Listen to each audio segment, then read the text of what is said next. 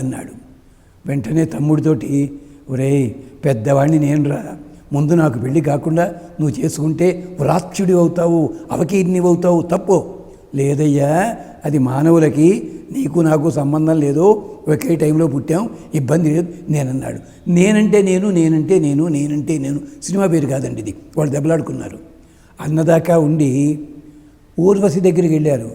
ఎందుకయ్యా గొడవ పడతారు అంది ఊర్వశి. ఏం లేదు, నీ మీద నాకు ప్రేమ ఎక్కువ, నీకు ఎంత చేసి పెడతా అని వీడన్నాడు. పాపం, అయ్యా మీ ఇద్దరి మధ్య భేదం పెట్ట నాకు ఇష్టం లేదు, కానీ ఒక్కటే మాట, ఎవరో ఒకరిని పెళ్లి చేసుకుంటే రెండో వాడు నా వెనకాల పడతాడు, అప్పుడైనా మీకు శత్రుత్వం వస్తుంది కదా, ఇది ఏం మర్యాద చెప్పండి, తప్పు కదా. ఈ కథ గురించి నేను ఎంత తక్కువ మాట్లాడితే అంత మంచిది. అతడికి పెళ్లి చేసుకుంటే నేను నీకు మరదలవుతా, ఇతని పెళ్లి చేసుకుంటే నీకు వదిన అవుతా, మరి రెండూ తప్పే కదా సంబంధం పెట్టుకోవడం. అంచేత ఆలోచించుకోండి, మీరే నిర్ణయానికి వచ్చి అప్పుడు నా దగ్గరికి రండి, నేను పెళ్లి చేసుకుంటా అంది ఆవిడ.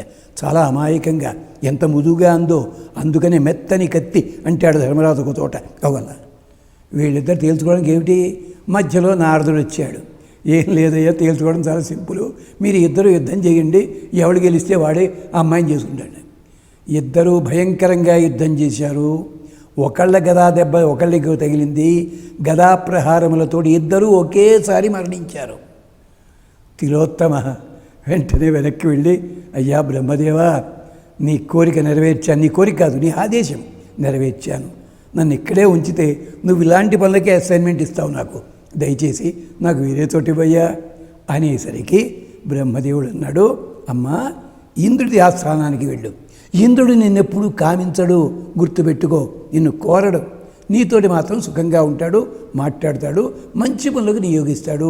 అతనికి నాట్యంతో గానంతో ఆనందింపజేయి. నాట్యం అంటే నాట్యశాస్త్రము అధర్వవేదము, గానం అంటే సామవేదము, వీణ లక్ష్మీ స్వరూపము, వెళ్ళమ్మ అన్నాడు. ఇది తిలోత్తమ గాథ, సుందోపసుందర గాథ.